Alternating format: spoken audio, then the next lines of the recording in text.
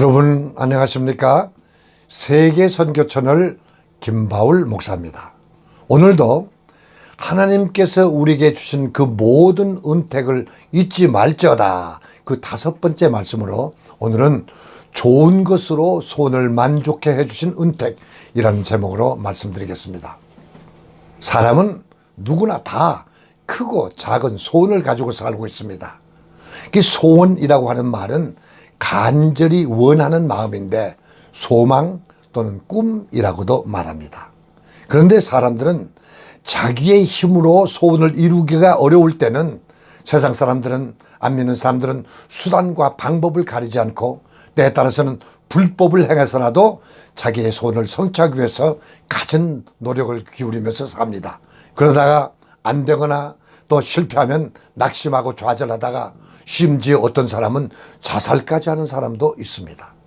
그러나 하나님을 믿는 성도들은 선한 방법으로 자기의 최선의 노력을 다하면서, 그러면서 하나님께 기도해서 하나님의 도움을 받아서 자기의 소원을 이루기를 원합니다. 왜냐하면 하나님은 우리의 소원을 들어주시겠다고 분명히 약속하셨기 때문입니다.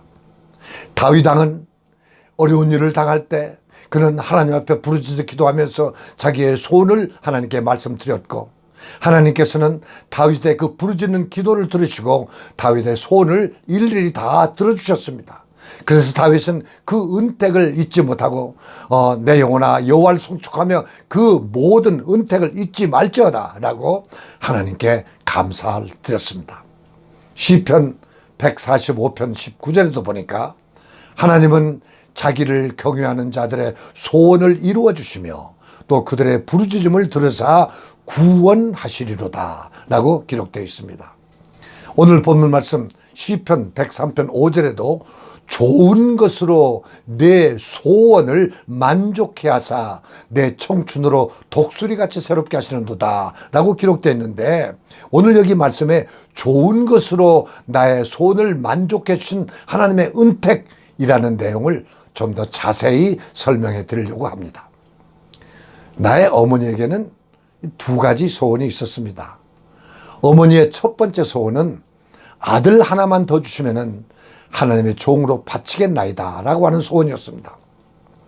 그래서 아들을 갖기 위해서 6년 반 동안에 그 집 앞에 있는 뽕나무 밭에 들어가서 뽕나무 아래에서 하나님께 간절히 기도해서 결국 하나님의 은혜로 나를 낳으셨다고 합니다. 그러니까 어머니의 첫 번째 소원이 이루어졌죠. 2번째 우리 어머니의 소원은 6년 반 동안 간절히 기도해서 얻은 아들을 훌륭한 목사가 되게 해달라는 소원이었습니다. 그래서 내가 어려서 말귀를 알아들을 때부터 어머니는 나에게 내 귀가 따갑도록 나에게 가르쳐 주시는 그 말씀은, 나는 너를 하나님께 기도해서 얻은 아들이니 너는 이 다음에 커서 훌륭한 목사가 되라 라고 하는 말씀이셨습니다. 그리고 뭘 먹을 때마다, 그리고 아침 저녁 식사할 때마다 기도하는 법을 가르쳐 주셨는데, 그 기도가 하나님 아버지 이 음식을 먹고 훌륭한 목사가 되게 해주세요 라고 하는 기도였습니다. 그래서 나는 뭘 먹을 때마다, 사탕을 먹을 때도 하나님 아버지 이 음식을, 이 사탕을 먹고 훌륭한 목사가 되게 해주세요 라고 하는 기도를 습관적으로 하게 되었습니다. 그래서 내가 장성해서 어른이 되었어도 우리 어머니가 가르치신 그 기도를 습관적으로 할 때도 많았습니다. 그러나 나는 어려서 목사의 가정에서 자라면서 목사의 삶이 얼마나 가난하고 얼마나 어려운 것을 뼈저리게 경험하고 또 눈으로 보고 살아왔기 때문에 어머니 앞에서는 항상 훌륭한 목사가 되겠다고 입으로 시인했지만은 내 마음속으로는 나는 결코 목사가 안 될 것이야 라고 다짐하곤 했습니다. 그리고 어머니가 그처럼 소원하는 그 일 정반대로 나는 못된 일만 골라서 했으며 어머니의 마음을 많이 아프게 해드렸습니다. 내가 성장해서 어른이 되었어도 어머니의 소원과는 상관이 없고 하나님 원하신 일은 하지 않고 세상 일만 좋아하고 돈 버는 사업만 하다가 1971년도에 미국에 와서 이제 그때 참으로 신앙생활을 하면서 신령한 세계의 눈이 열리게 됐고 또 신령한 체험도 하게 됐고 하나님께서 나에게 강권적으로 주시는 그 목사가 되게 하는 그런 하나님의 명령에 순종해서 나는 결국 승복하고 회개하고 목사가 되었으니 우리 어머니의 두 번째 소원도 이루어지게 된 것입니다. 그런데 우리 어머니는 내가 훌륭한 목사 되게 해달라고 기도하셨는데 나는 훌륭한 목사는 되지 못했고 러시아에서 선교하는 누가 알아주지도 않고 인정해주지도 않고 대접해주지도 않는 보잘것없는 가난한 선교사가 되었습니다. 그러나 지금 와서 생각해 보면 훌륭한 목사가 되고 유명한 목사가 되어서 대접받는 목사가 되는 것보다는 러시아의 선교사가 되어서 하나님의 소원이신 땅끝까지 이르러 주님의 증인이 되는 삶을 지금 80이 넘는 이 순간까지 하고 있으니 얼마나 하나님이 기뻐하시겠습니까?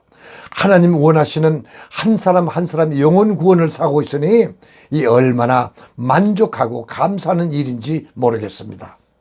내가 음악가로서 방송인으로서 사업가로서 나의 가진 모든 경험과 나의 모든 재질을 총동원해서 목회를 했더라면은 제법 인기 있는 목사가 될 수 있었고 유명한 목사가 될 수 있었겠고 대형 교회 큰 교회 성장시킬 수 있었을 것입니다. 그러나 만일 내가 큰 교회 목사가 되고 유명한 목사가 되었더라면은 사람들에게 존경받고 대접받는 그 재미 때문에 하나님 의지하지 않고 교만한 목사가 됐을 것이 분명합니다. 나의 어머니가 원하신 대로 내가 훌륭한 목사가 되어서 큰 교회 목사가 되는 것보다 하나님께서는 나를 더 좋은 사명을 감당할 수 있도록 작은 러시아 선교사가 되게 해 주셨습니다. 하나님께서는 나의 체질을 아시고 또 나의 성격을 잘 아셔서 나에게 맞는 차라리 너는 러시아에 가서 공산주의 사상과 무신론 사상에 찌들어 있는 러시아인들을 구원하라는 특별한 사명을 주신 것이 얼마나 나에게는 큰 축복이며 큰 은혜인지 모르겠습니다. 그러니까 나의 어머니가 소원하셨던 것보다 더 큰 것으로 우리 어머니의 소원을 하나님께서 만족하게 이루어 주셨던 것입니다. 그래서 하나님은 우리의 소원을 더 좋은 것으로 만족하게 해주신다라고 하는 그 말씀을 나는 날마다 실감나게 느끼고 있습니다. 그래서 시편 103편 5절에 있는 말씀 좋은 것으로 내 소원을 만족해 하사라고 분명히 기록된 이 말씀 속에서 좋은 것이 무엇인지 우리는 좀 깊이 연구해야 될 필요가 있습니다. 그래서 성경은 우리에게 꼭 필요한 그 좋은 것이 무엇인가를 잘 설명해 주고 있습니다. 마태복음 7장 11절에 너희가 악한 자라도 좋은 것으로 자식에게 좋은 걸 줄 줄 알거든 하물며 하늘에 계신 너희 아버지께서 구하는 자에게 좋은 것으로 주시지 않겠느냐라고 기록됐는데 다시 이 말씀을 설명드리면은 모든 부모님들은 사랑하는 자식에게 항상 좋은 것으로 모든 좋은 것으로 주시기를 원하는 것처럼 우리 좋으신 하나님께서도 사랑하는 자녀들인 우리에게 좋은 것 주시기를 원하신다 하는 말씀입니다. 이와 같은 내용의 말씀이 누가복음의 그 좋은 것이 무엇인가를 좀 더 구체적으로 잘 설명해 주고 있습니다. 누가복음 11장 13절에 보니까 너희가 악할지라도 좋은 것을 자식에게 줄 줄 알거든 하물며 너희 하늘의 아버지께서 구하는 자들에게 성령을 주시지 않겠느냐라고 기록되어 있습니다. 이 말씀에 좋은 것으로 주지 않겠느냐라고 하는 그 단어 대신에 성령을 주지 않겠느냐라고 기록되어 있습니다. 그러니까 하나님께서 말씀하시는 좋은 것이란 바로 성령이십니다. 하나님을 믿는 성도들에게 성령 이상 더 좋은 것이 무엇이겠습니까? 하나님을 모르는 사람들, 곧 신령한 세계를 모르는 사람들에게는 보이는 것, 손으로 만질 수 있는 것, 피부로 느낄 수 있는 것, 금이나 음이나 다이아몬드나 이 세상 재물이 좋은 것이라고 생각하고 그런 것을 소원하고 평생도록 그것을 갖기 위해서 노력하고 삽니다. 그래서 이런 소원이 다 이루어졌다고 해서 그 사람들이 행복하고 만족을 느끼는 사람이 얼마나 될까요? 그러나 신령한 사람은 보이지 않는 것, 신령한 것, 바로 성령을 가장 좋은 것이라고 믿고 성령 받기를 간절히 소원하고 있습니다. 예수님께서 이 땅에서 이 구령사업을 다 마치신 후에 하늘로 올라가시기 전에 제자들에게 무엇을 주시겠다고 약속하셨습니까? 이스라엘 나라 회복해 주시겠다고 약속하셨습니까? 금이나 은이나 돈이나 재물 주시겠다고 약속하셨습니까? 아닙니다. 우리 예수님께서는 그 제자들에게 성령을 보내주셨다고 약속하지 않으셨습니까?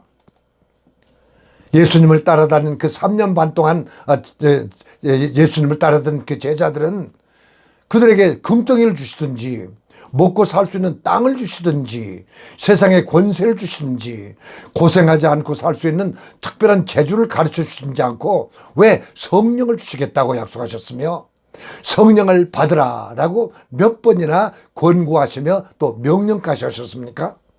왜냐하면 성령만이 이 세상에서 가장 어떤 것보다도 또 재물보다도 명예보다도 권세보다도 더 좋은 것이기 때문이었습니다.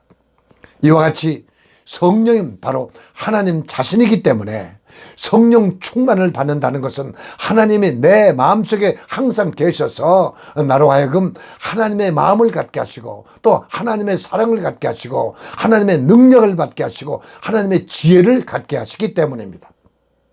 그래서 내가 목사 되기 전에는 나는 참 돈을 참 좋아했습니다. 돈도 좋아했지만은 사람들의 인기를 얻는 것을 좋아했고 세상의 명예를 얻는 것을 참 좋아했습니다.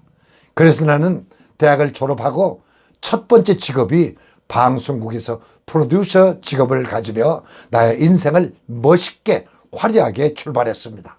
그리고 서울여자대학에서 강의를 하면서 또 음악가로서의 자리를 굳혔고 또 합창단 지휘자로서 음악가의 자리를 튼튼히 이어가고 있었습니다. 미국에 와서도 사업을 하면서 돈을 많이 벌어서 로스앤젤레스 한인타운에 빌딩을 구입할 정도로 돈도 많이 벌어보았습니다.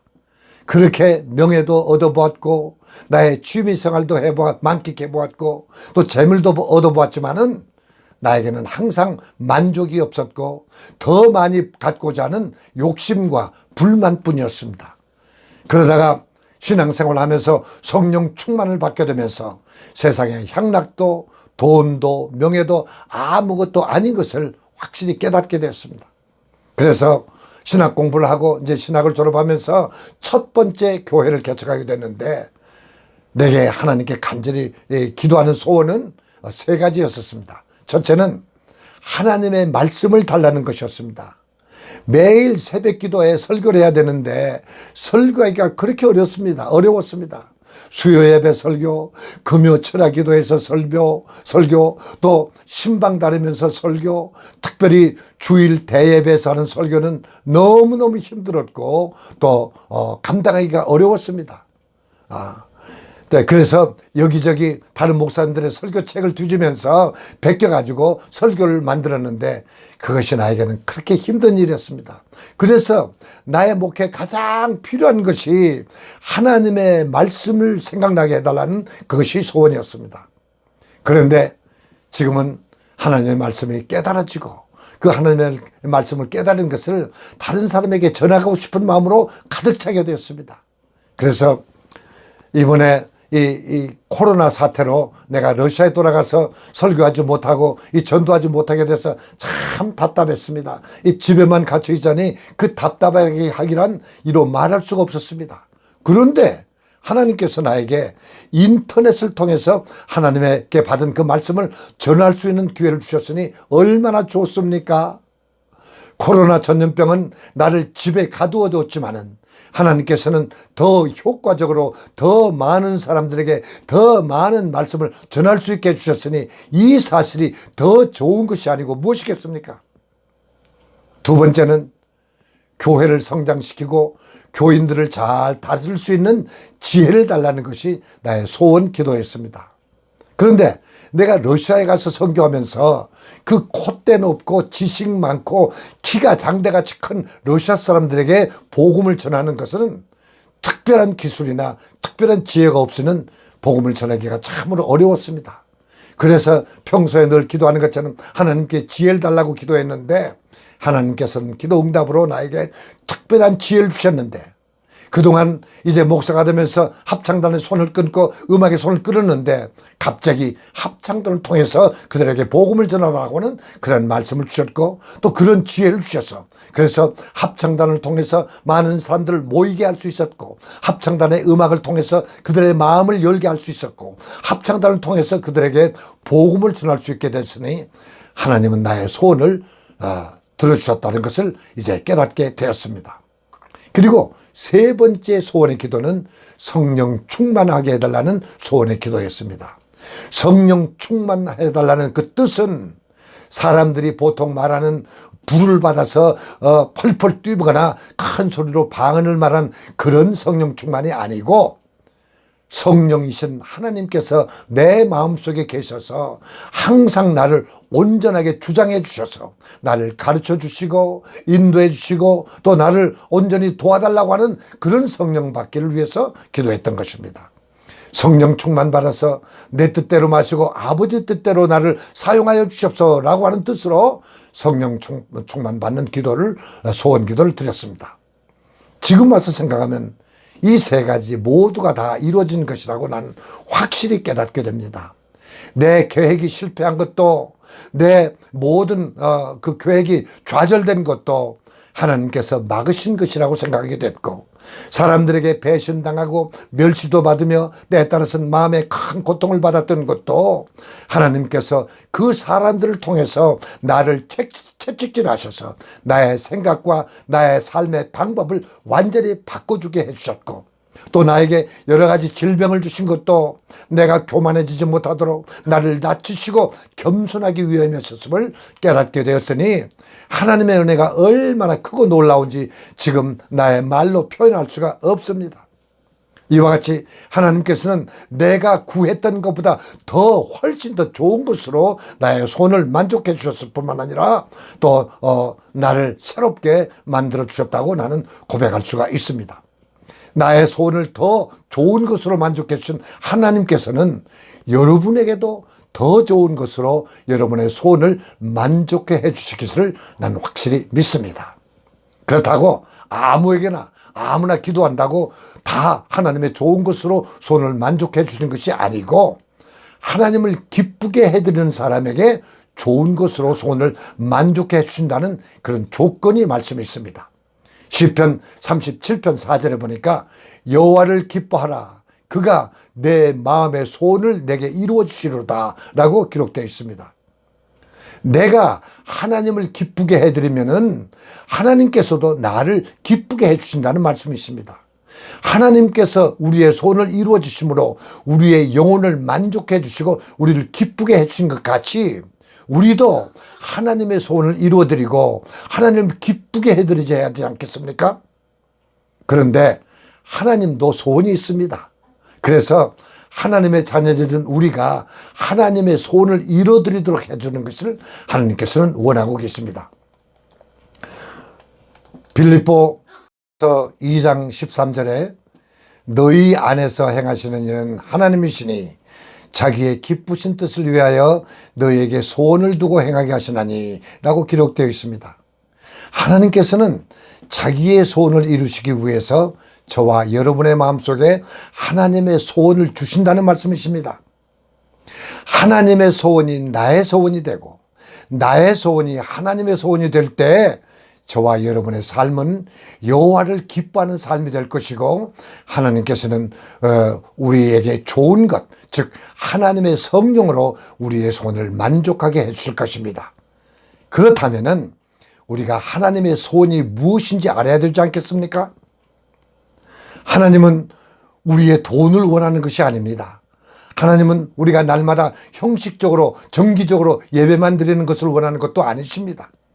하나님의 소원은 호세아 6장 6절에 이렇게 기록되어 있습니다.